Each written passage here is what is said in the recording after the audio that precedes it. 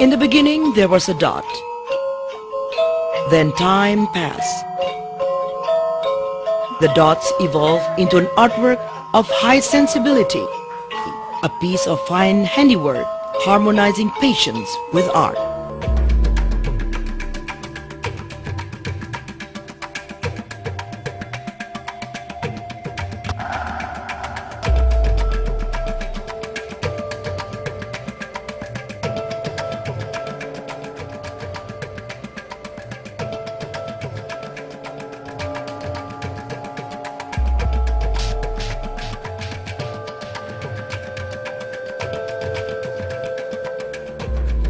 Batik comes from the word ambatik, which can mean a cloth with dots or spots.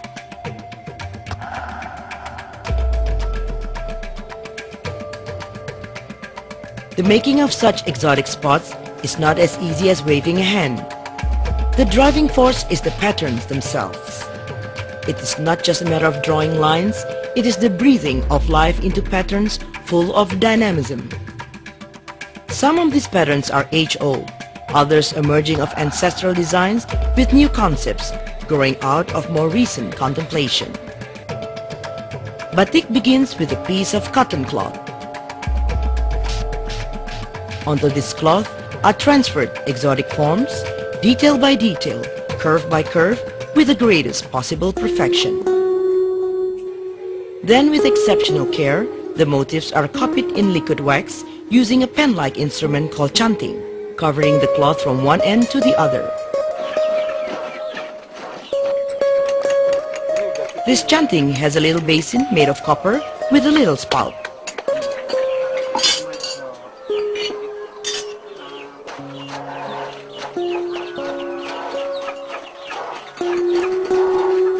Because of the smallness, close precision is needed in the waxing process.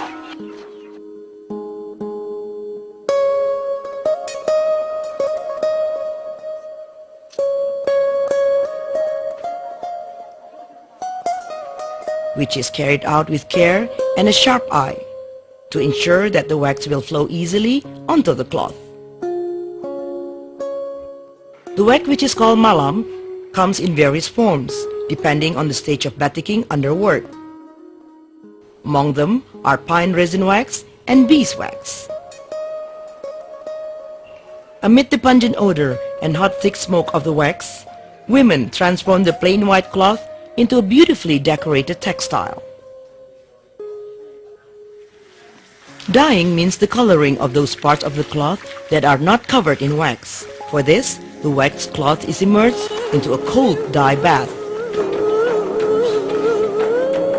The most frequently used colors are blue, red, brown and yellow.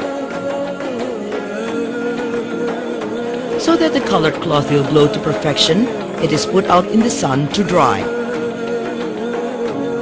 This process of dyeing and drying is duplicated as many times as is needed to get the desired depth and shades of color. When the color is right, the cloth can be cleaned of its wax covering. This is done by immersing it in boiling water. The dyeing process is replicated over and over again to get the desired number of colors. The more color variation, the more times the waxing and dyeing are repeated. The batik emerges from the very long and demanding process, beautifully colored and wonderfully decorated.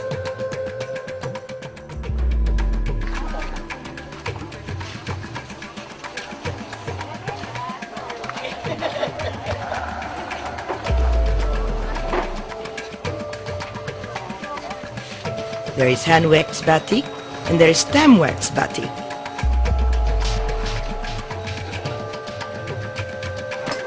In stem wax batik, the graceful function of the batik pen or canting is taken over by a printing stamp for a repetitive pattern. This naturally shortens the time it takes to make a batik cloth, but it also sacrifices the power in the hand-drawn wax lines.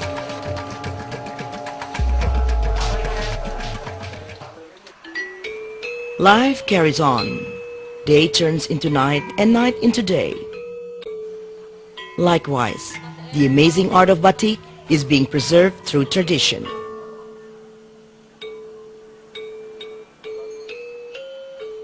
A museum has even been established to record the journey of this artistic skill. Opened by the President on July the 12th, 2006, the museum houses diverse types of batik from throughout the country, each with its matchless uniqueness.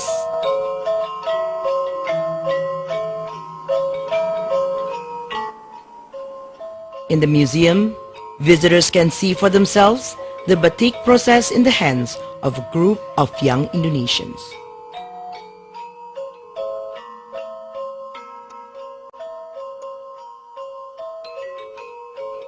In the beginning, there was a dot. Then time passed. The dots evolved into an artwork in the form of a decorated textile.